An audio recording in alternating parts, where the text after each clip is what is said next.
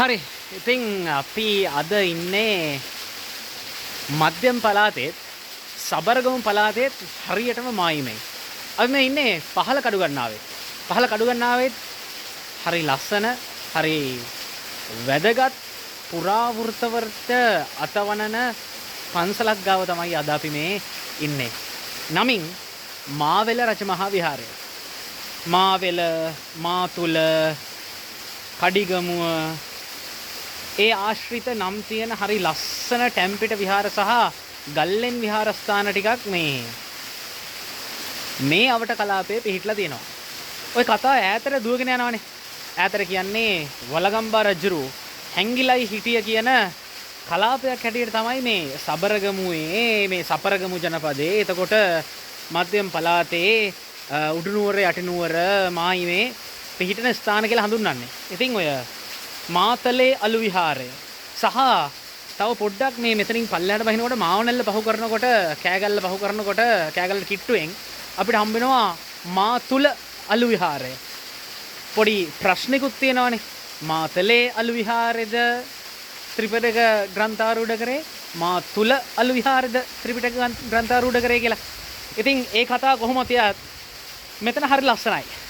මේ තියෙන්නේ මේ කඩුගන්නාව අම්බලමට පොඩ්ඩක් උඩින් එන ඔය ලස්සන වතුර පාරක්, ඔය ලේ කැටි ඇල්ල එහෙම තියෙන පරණ ආරුක්කු 9 පාලම අපේ ඇල්ලේ තියෙන්නේ. ඒ වගේ එකට ආදර්ශයක් තියෙන අතෑරලා දාපු දුම්රිය මාර්ගයක් තියෙන ගඩොල්ලින් හදපු ඒ කලාපේ ඉඳන් තමයි මේ වතුර පාර ගලාගෙන එන්නේ. ඉතින් දැන් මේ යන්නේ වලගම්බා රජුරු තමන්ගේ ජීවිතය බේරගන්න හැංගිලා හිටියයි කියන ස්ථාන ටිකෙන් එකක් වෙන ගල්ලෙන් විහාරස්ථානයකට. මේ මාවෙල රජමහා විහාරය තාමත් පරණ විදිහ ඒ විදිහටම සුරැකිලා තියෙනවා. ඉතින් එන්න හැමෝම බලාගන්න. මේ වතුර පාර නම් ඉතින් ඉස්සර දියැලක් වෙන්න ඇති.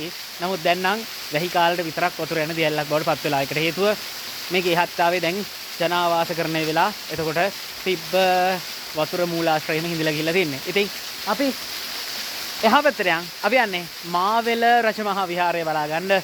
හැමෝම එන්න අපි බලමු මේක ඇතුලේ තියෙන රස කතා ටිකකුත් තියෙනවලු. අපි හාමුදුරුවෝ හම්බ වුණොත් අහලා දැනගමු. නැත්තම් මං කියන්නම් මොනවද තියෙන කතා කියලා.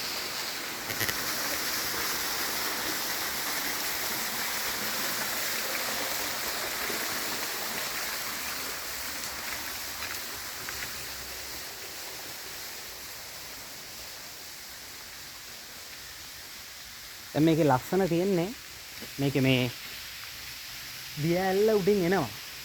කොහොමත් පුංචි වතුර පාරක් තියෙනවලු. ඒත් එක්ක මට මෙතෙන්න මම මේ පැත්ත හරවන්න. මේ පරණ නුග ගස් මේ වගේ තිබ්බ මේ පරණ නාගස්. ඒතකොට පරණ නාගස් එහෙමම තාමත් පිහිල්ලා තියෙනවා. මේ පරණ විදිහ ඈතින් අපිට පේනවා දෙවනගල සහ බතලේගල කන්ද. ඒත් එක්කම අර ඈතින් පේනවා සාමසරේ ඌරා කන්ද පැත්ත. ওই නාය ගිහිල්ලා ලොකු කලබගෑනියක් උනේ. ඒ පැත්තේ ඉතින් දැන් යන්නේ අපේ ගල්ලෙන් විහාරස්ථානෙට. ගල්ලෙන් විහාරස්ථානය කියන්නේ අපේ මාවෙල රජමහා විහාරයට අපි ඇවිදගෙන යන්. පරණ සඳකඩ පහන් ඒවා තාමත් ඒ විදිහටම තියෙනවා. ඉතින් මේ තියෙන්නේ ඒ පරණ ගල් ගුහා සංකීර්ණය.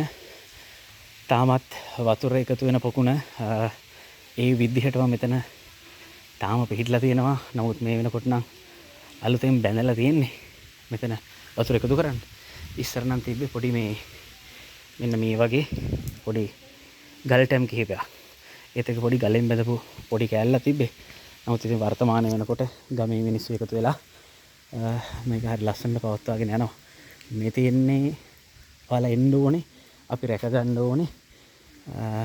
හරි ලස්සන කියන වටිනා කියන රජමහා විහාරයක්. අපි ඇතුළටත් යන්න තව චුට්ටකින්.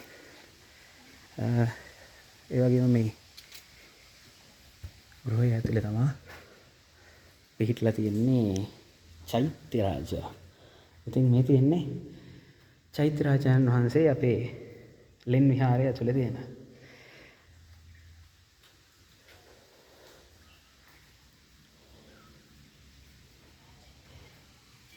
ඔන්න අපිට පේන්න තියෙනවා චෛත්‍ය ඉස්සරහට ආවම පේන ලස්සන දර්ශනේ.